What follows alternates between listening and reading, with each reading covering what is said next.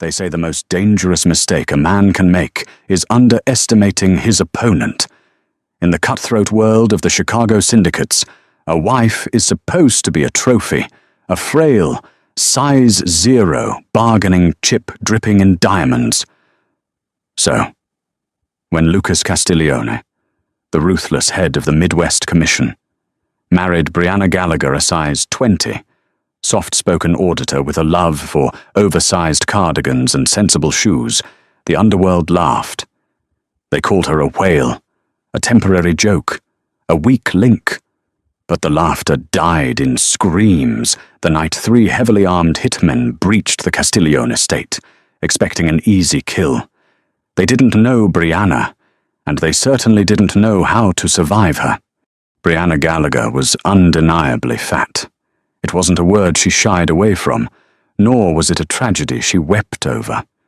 She was thick-thighed, broad-shouldered, with a soft, round face and a stomach that pressed comfortably against the desks she sat behind. At 28, she had long ago accepted that society, and especially the men in it, viewed her as invisible, or worse, as a punchline. She didn't care. Being invisible meant people left you alone to do your job. Her job was forensic accounting for a massive logistics firm in downtown Chicago. What Brianna didn't know when she took the job was that Castiglione Freight and Shipping was a multi-million-dollar front for the most powerful mafia family in the Midwest. The collision of their worlds happened on a rainy Tuesday in November.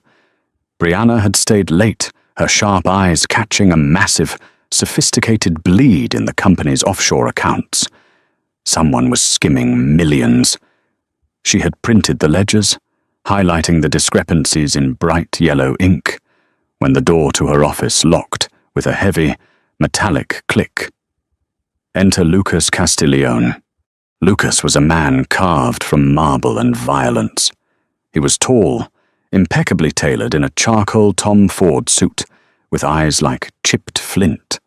He had come to the office personally because a leak had been detected. And in Lucas's world, leaks were plugged with lead. He had expected to find a trembling corporate spy. Instead, he found a heavy-set woman eating a glazed donut, surrounded by stacks of paper. "You're in my chair," Lucas had said, his voice a low, lethal baritone. Brianna hadn't flinched. She swallowed her bite, wiped her fingers on a napkin, and slid the highlighted ledger across the desk. "Whoever is running your Cayman accounts is stealing from you, to the tune of $4.2 million over the last 18 months. I'd suggest firing them. But given the men with guns standing in the hallway, I assume your HR department handles things differently." Lucas stared at her. He looked at the ledger. He looked back at her. Most men sweat, beg, or cry in his presence. Brianna just offered him a powdered, sugar-dusted smile. "You aren't afraid of me," Lucas noted, leaning forward, bracing his knuckles on her desk. "Mr. Castiglione, I grew up in a trailer park in Wyoming with a father who thought the government was going to collapse every Tuesday. I've been held at gunpoint for the last slice of meatloaf. You're intimidating. Sure, but you're also losing money. I just found it. You're welcome." 3 weeks later, the man skimming the money, a high-ranking underboss named Dominic Russo, was found at the bottom of Lake Michigan. And 4 weeks after that, Lucas Castiglione did the unthinkable. He asked Brianna to marry him. It wasn't a proposal born of sweeping, cinematic romance. It was a tactical business transaction. Lucas's position as Don was secure, but the traditionalists in the commission were demanding he take a wife and produce an heir to solidify his dynasty. The women paraded before him were vapid, conniving daughters of other mob bosses, vipers waiting for a chance to strike. Lucas wanted a wife who was brilliant, loyal, and entirely disconnected from the mafia's toxic politics. Furthermore, he wanted someone the other families would underestimate, a human shield of a different kind. They will mock you, Lucas had told her bluntly, sitting in her cramped apartment, completely out of place on her floral sofa. They will call you names. They will say I married beneath me, that I married a pig. But in my house, you will be a queen. You will have access to wealth you cannot fathom. And in exchange, you will run the financial empire of my family from the shadows. You will be my most trusted advisor. And my wife. Brianna had looked at him, recognizing the cold pragmatism in his eyes. She was tired of scraping by. She was tired of her mundane life. Deal, she said. The wedding was the social event of the Underworld, held at the sprawling Castiglione estate in the wealthy suburbs of Illinois. It was a display of unimaginable opulence. Brianna wore a custom-made ivory gown that flowed elegantly over her curves, her dark hair pinned up in intricate braids. She looked beautiful, but to the sharks in the room, there was blood in the water.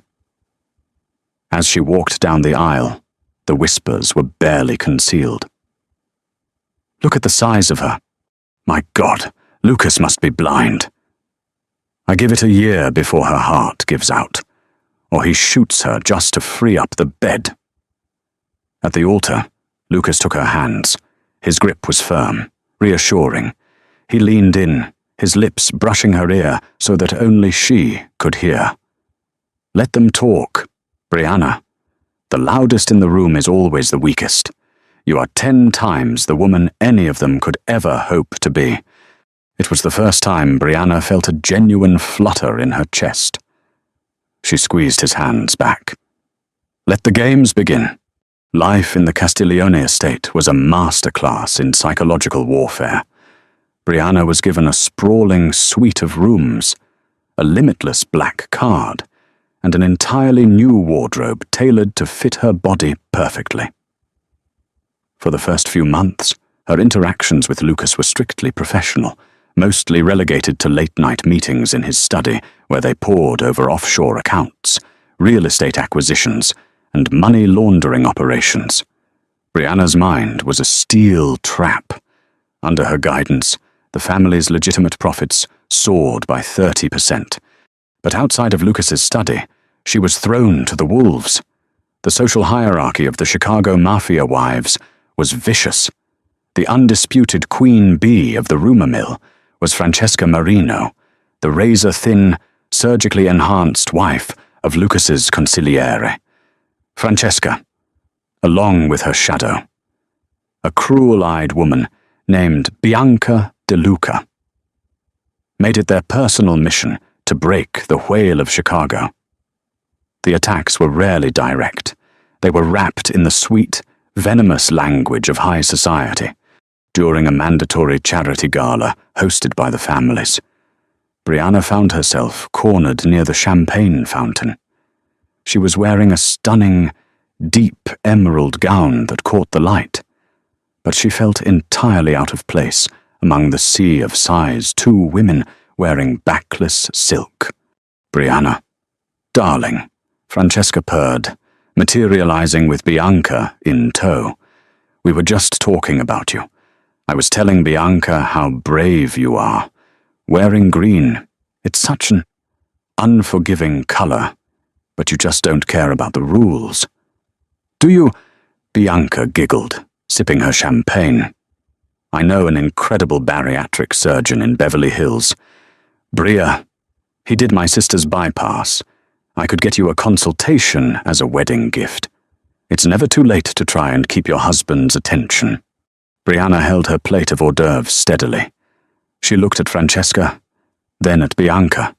Her heart pounded a familiar, painful rhythm, but her face remained a mask of placid indifference.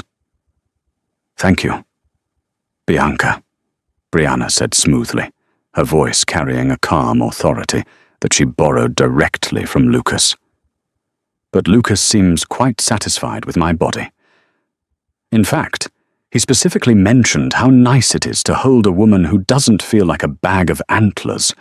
Francesca's smile tightened into a rigid, furious line. before she could snap back. A heavy hand rested on Brianna's waist. Lucas had appeared from the crowd, his mere presence causing the surrounding air to drop 10 degrees. "Is there a problem here?" "Ladies," Lucas asked, his eyes flat and deadly as he looked at Francesca. "No. Don Castiglione," Francesca stammered, suddenly looking very small. "We were just admiring Brianna's confidence." "Good," Lucas said, pulling Brianna firmly against his side. "Because disrespecting my wife is the same as disrespecting me, and we all know what happens when I am disrespected." The two women practically fled. Lucas turned to Brianna, his gaze softening imperceptibly. "You held your own. I've dealt with mean girls since middle school. Lucas, they just have better jewelry now." But what the other families, and even Lucas, didn't fully comprehend was the depth of Brianna's resilience. She wasn't just a corporate drone who grew up poor. Brianna had omitted a crucial piece of her history during her background check.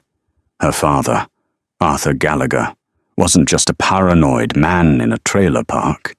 He was a disgraced former army ranger, a survivalist who had dragged Brianna into the unforgiving wilderness of Wyoming every weekend of her childhood. While other girls were learning to apply lip gloss, a 12-year-old Brianna was learning how to stalk elk in 2 feet of snow. She learned how to mask her scent, how to move without snapping a twig, and how to field strip a Sig Sauer P226 in under 40 seconds. Blindfolded. Her father was abusive, erratic, and terrified of the world, and he had treated his overweight, quiet daughter like a child soldier. When he finally drank himself to death, Brianna packed her bags, moved to the city, ate a whole cake, and vowed never to touch a gun again. She buried her past under layers of soft flesh, comfortable clothes, and spreadsheets. She wanted peace, but she had married into a war. The murmurs of dissent within the syndicate began to grow louder. The Russo family, still seething over the execution of Dominic, began forming a quiet coalition. They saw Lucas's marriage to Brianna as a sign of weakness. To them, a Don who married a civilian pig was a Don who had gone soft. He was vulnerable. The whispers turned into secret meetings, and the meetings turned into a contract. They decided to cut the head off the snake, and they assumed the heavy, waddling wife would just be collateral damage. Winter hit early that year, blanketing the Northeast in a relentless sheet of white. To ease the mounting tensions and finalize a massive real estate merger with the New York families, Lucas arranged a 3-day retreat at his private compound, nestled deep in the Adirondack Mountains. It was a spectacular, fortress-like cabin built of dark timber and river stone, sitting on 200 acres of inaccessible wilderness. It was supposed to be a mix of high-level diplomacy and a rare moment of isolation for Lucas and Brianna. Over the last 8 months, their marriage of convenience had subtly shifted. The cold, business-only demeanor had thawed. Lucas had found himself lingering in her rooms, drinking scotch while she worked. He bought her rare, first-edition books. He started sleeping in her bed at first, just for appearances. But then because he genuinely craved the warmth and grounding comfort she provided, Brianna, in turn, had fallen for the monster. She saw the man beneath the blood and the business, the man who protected what was his with terrifying devotion. They arrived at the cabin via private helicopter. Security was tight, but deliberately unobtrusive, just 4 heavily armed Castiglione enforcers, including Lucas's most trusted captain, Paulie. On the second night, a massive blizzard rolled in, dropping whiteout conditions over the mountains. The wind howled like a wounded animal, rattling the thick, reinforced glass of the cabin. At 9 p.m., Lucas received a call on the satellite phone. It was an emergency within the New York Commission. A sit-down was demanded immediately at a neutral location 30 miles down the mountain. "I can't take you with me into a contested room," Lucas told Brianna, shrugging on his heavy wool overcoat and checking the magazine of his sidearm. "It's a power play by the Russos. I have to go, or I look weak. I'm leaving Paulie and 2 men with you. Lock the doors, stay by the fire. I'll be back before dawn." He kissed her forehead, a lingering press of his lips, and vanished into the storm with his driver. Brianna was left in the massive, silent cabin. She made herself a mug of hot cocoa, wrapped herself in a thick cashmere blanket, and sat by the roaring fireplace with a novel. For 2 hours, the only sound was the crackle of burning logs and the shrieking wind outside. Then, the power went out. The cabin plunged into absolute, pitch-black darkness. The sudden silence from the hum of the generator was deafening. Brianna froze, her mug halfway to her lips. In the city, power outages were normal. In a compound equipped with 3 backup generators, it meant one thing: someone had manually cut the lines. "Paulie." Brianna called out. Her voice sounded small in the massive, vaulted living room. No answer. She stood up, her bare feet touching the cold hardwood floor. She padded quietly toward the kitchen where she had last seen one of the guards. As her eyes adjusted to the dim light provided by the dying embers in the fireplace, she saw a dark shape slumped over the kitchen island. It was the guard, his throat neatly slashed, his blood pooling silently on the granite countertop. Brianna's breath hitched. Fear, cold and sharp, spiked in her chest. She backed away, her mind racing. She needed Paulie. She turned toward the front hall, but froze as a heavy, muffled thump echoed from the porch.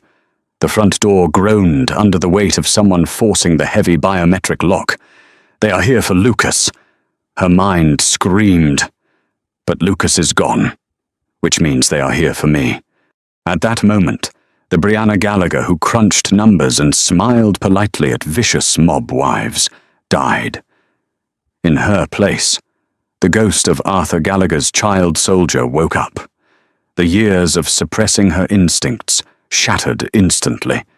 Adrenaline flooded her veins, slowing time down to a crawl. Her size, often seen as a hindrance, suddenly meant she had mass, power, and an unshakable center of gravity. She didn't panic. She didn't scream. She stripped off her heavy cashmere blanket and her fuzzy socks, leaving herself in dark leggings and a tight black sweater. She needed to move silently. She slipped into the shadows of the hallway just as the front door was breached with a muted crack. 3 figures stepped into the cabin. They wore white winter camouflage, night vision goggles, and carried suppressed submachine guns. Professionals, ghost walkers. They moved with terrifying, lethal precision. "Target is the Don. The fat bitch is a secondary objective," a voice whispered over a tactical radio, the sound barely audible over the wind. "Clear the ground floor." Brianna watched from the darkness of the hall, pressing her back against the wooden paneling. She was unarmed. She needed a weapon. She knew Lucas kept a hidden cache in his study on the 2nd floor, but she couldn't risk the stairs yet. One of the assassins, a tall man holding a suppressed MP5, broke off from the group, moving silently toward the kitchen to check the perimeter. He was moving exactly how Brianna's father had taught her to move through the woods, heel to toe, sweeping the corners. Brianna waited until he passed the narrow alcove where the coat closet was hidden. She held her breath, suppressing the tremor in her hands. As the assassin stepped past her hiding spot, his focus directed toward the kitchen island. Brianna moved. She lunged from the shadows. She didn't try to punch or kick. She used her environment and her weight. She grabbed the back of the assassin's tactical vest with both hands, using her 240-pound frame to violently yank him backward off his center of balance. The man gasped in surprise, his feet flying out from under him. Before he could hit the floor or raise his weapon, Brianna drove all her weight down onto him, slamming his head mercilessly against the sharp, decorative corner of a solid oak credenza. There was a sickening crunch. The assassin went limp instantly, sliding to the floor like a puppet with cut strings. Brianna didn't pause to look at his face. She immediately stripped his night vision goggles off. Tossing them aside, they would ruin her natural night sight, and grabbed his MP5, checking the safety and the magazine by touch alone. It was a full clip. She also pulled a serrated combat knife from his chest rig and slid it into her waistband. "Viper 2, report," a voice crackled from the dead man's earpiece. "Did you find the pig?" Brianna reached down, pressed the transmit button on the comms unit, and didn't say a word. She just let the silence hang, then crushed the earpiece beneath her heel. Let them be confused. Let them be afraid. She racked the bolt of the submachine gun with a soft, metallic click. The soft, heavy wife of Lucas Castiglione wiped a smear of blood from her cheek. The hunt had begun. The comms unit beneath Brianna's heel snapped with a satisfying crunch, cutting off the voice of the assassin leader. She stood in the suffocating darkness of the hallway, her bare feet silent against the freezing hardwood. Her heart was beating a frantic, heavy rhythm against her ribs, but her mind was terrifyingly clear. It was a state of hyperfocus she hadn't experienced since she was 15, tracking a wounded buck through a Wyoming blizzard with her father screaming in her ear. Only this time, there was no screaming. There was only the howling wind of the Adirondacks battering the thick windows of the cabin. She gripped the cold steel of the MP5, her finger resting just outside the trigger guard. She knew the layout of this sprawling, 12,000-square-foot compound intimately. Over the past few months, she had memorized every creaking floorboard, every blind spot, every heavy oak door. The men invading her home were relying on night vision goggles and tactical training, but in a pitch-black, unfamiliar environment. Technology was a crutch. Brianna was relying on memory, instinct, and the undeniable advantage of home turf. "Carter, sitrep," a voice echoed faintly from the massive living room. It was the leader.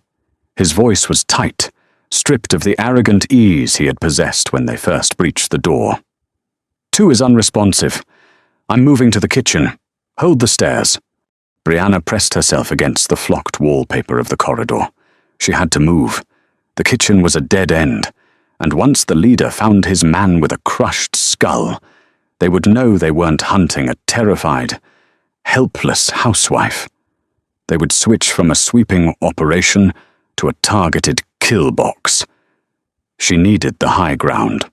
She slipped away from the alcove, moving heel to toe, letting her weight roll smoothly across the floorboards to avoid putting sudden pressure on the joints of the wood. It was an agonizingly slow process. For a woman of her size, moving with the silence of a ghost required immense core strength and absolute control. Her muscles burned, but the adrenaline masked the fatigue. She reached the base of the sweeping mahogany staircase just as a beam of green laser light cut through the darkness of the living room, panning across the stone fireplace. Carter, the third assassin, was moving toward the stairs. His weapon raised, sweeping the angles. Brianna didn't try to run up the stairs. That would expose her back and make noise.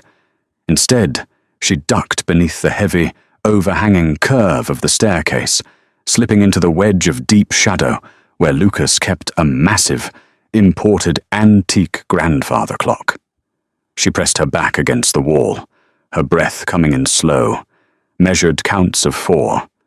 Inhale for 4, hold for 4, exhale for 4. Don't shoot unless you have to. Her father's gravelly voice echoed in her memory. Gunfire tells everyone exactly where you are. In the dark.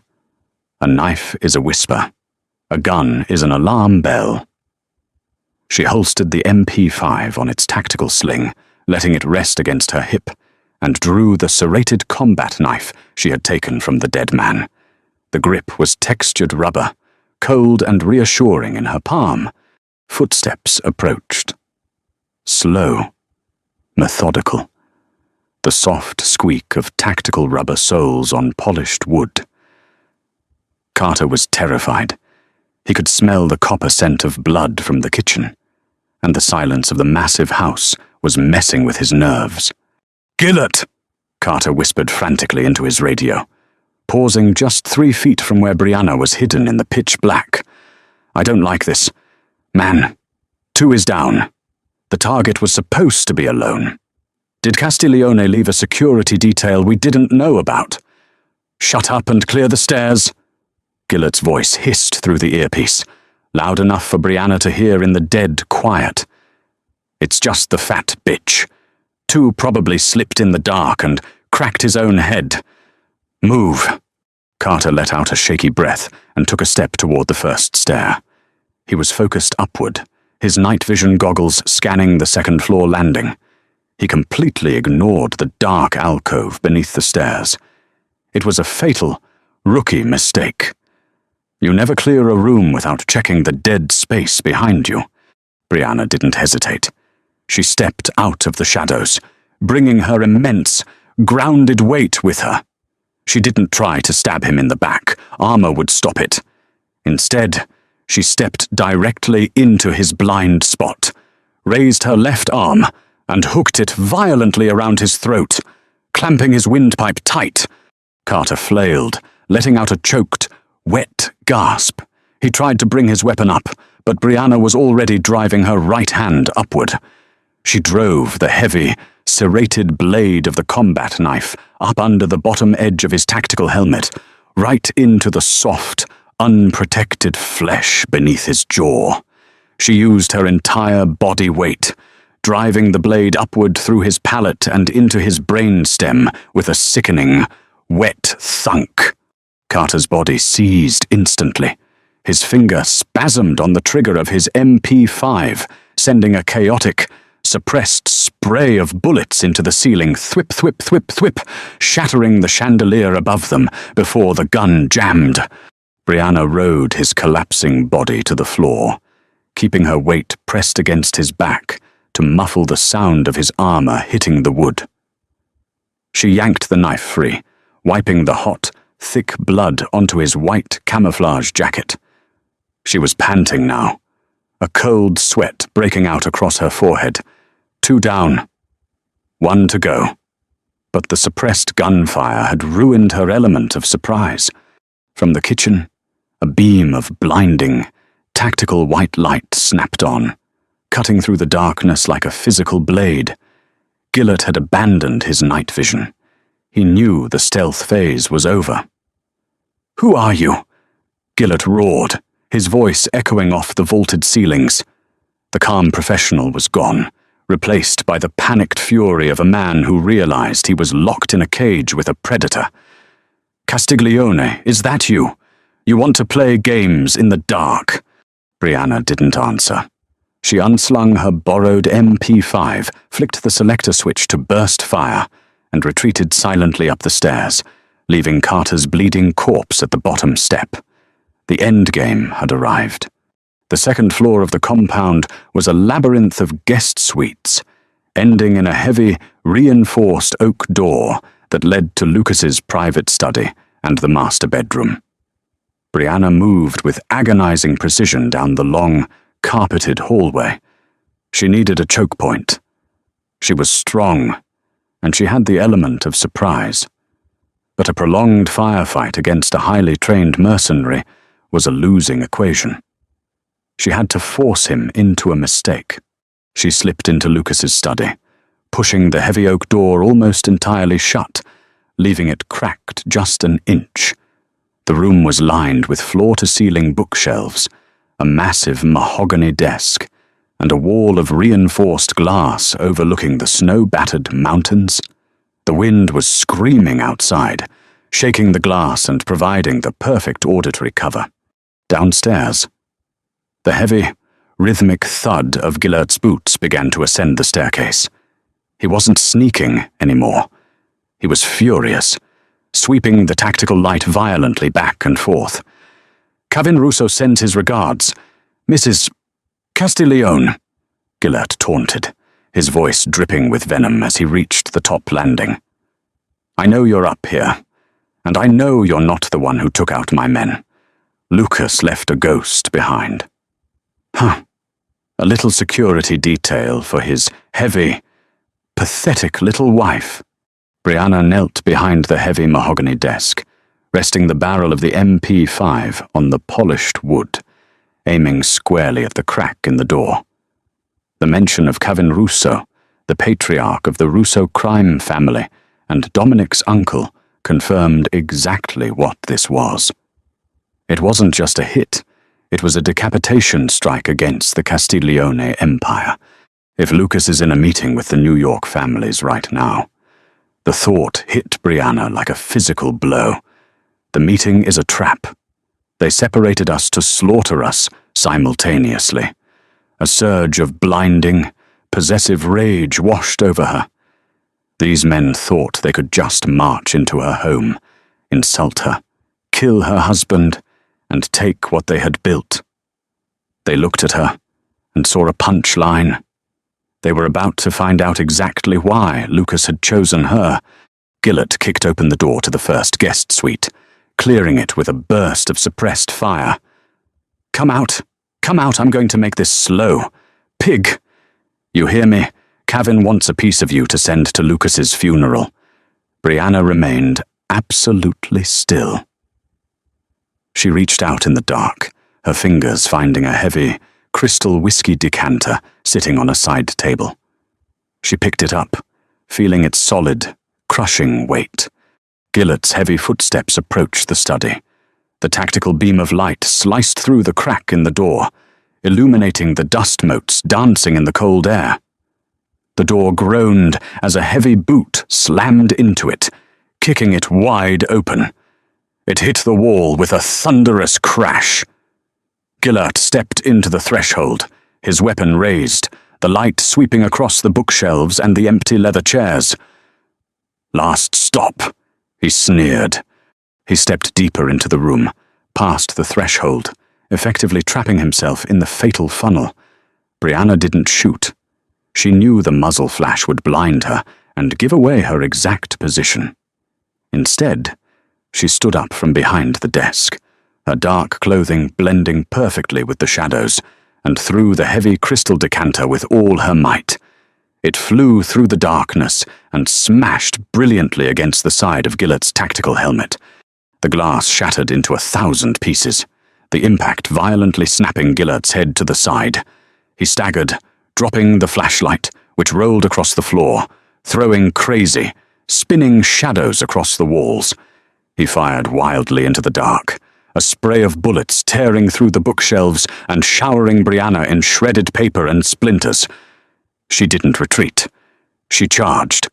Using her powerful legs, Brianna launched herself forward, closing the 10 feet between them in a split second. She crashed into Gillert like a freight train, dropping her shoulder and hitting him squarely in the chest. The sheer, overwhelming force of her 240-pound frame hitting him at full speed sent them both flying backward. Gillert gasped as the air was forcefully expelled from his lungs. They crashed through the heavy glass of the display cabinet behind him, raining shards over the carpet. But Gillert was a professional killer. As they fell, he released his jammed rifle, drew a tactical karambit from his belt, and slashed wildly upward. The curved blade caught Brianna across the left bicep. Pain, white-hot and agonizing, exploded up her arm, slicing through muscle and drawing a torrent of warm blood. Brianna screamed, a raw, primal sound. But she didn't pull away. Letting him create distance was death. Instead, she collapsed all of her weight directly on top of him, pinning him to the floor amidst the broken glass. She ignored the burning agony in her arm, grabbed his knife wrist with her right hand, and slammed it against the hardwood floor until his fingers went numb and the karambit clattered away. "Get off me," Gillett wheezed, his eyes wide with a mixture of terror and disbelief as he stared up into the shadowed, furious face of the woman he had been sent to slaughter. He bucked his hips, trying to dislodge her, but Brianna was an immovable mountain of muscle, adrenaline, and rage. She drew her own serrated knife from her waistband. "My husband!" Brianna snarled, her voice a low, terrifying growl that she didn't recognize as her own. "Does not have a pathetic wife." She brought the knife down, burying it to the hilt in the soft space just above his clavicle, severing the subclavian artery. Gillett's eyes rolled back, a wet rattle escaping his chest before his body finally went limp beneath her. Brianna stayed there for a long time, the heavy, metallic smell of blood mixing with the freezing air blowing in from the shattered window. Her arm was bleeding heavily, soaking the sleeve of her sweater. The adrenaline was beginning to crash, leaving her shivering, exhausted, and covered in gore. 30 minutes later, the roar of a heavy engine cut through the screaming wind. Tires tore through the snowed-in driveway, slamming to a halt near the porch. Doors flung open.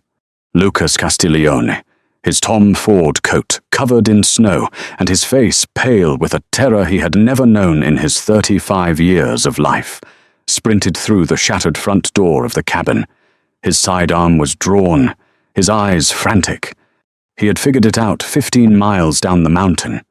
The road had been blocked by a felled tree, and an ambush squad of Russo men had been waiting in the tree line.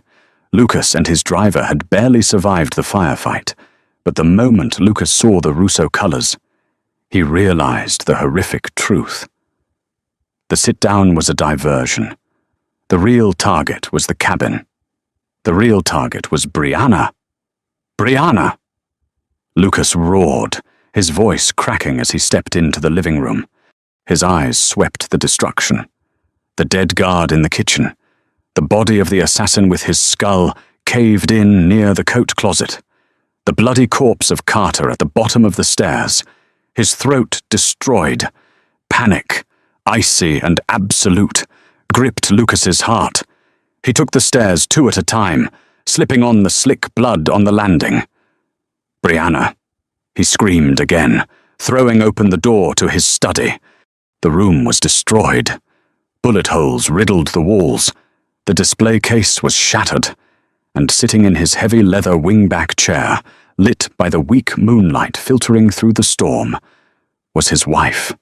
She was covered in blood.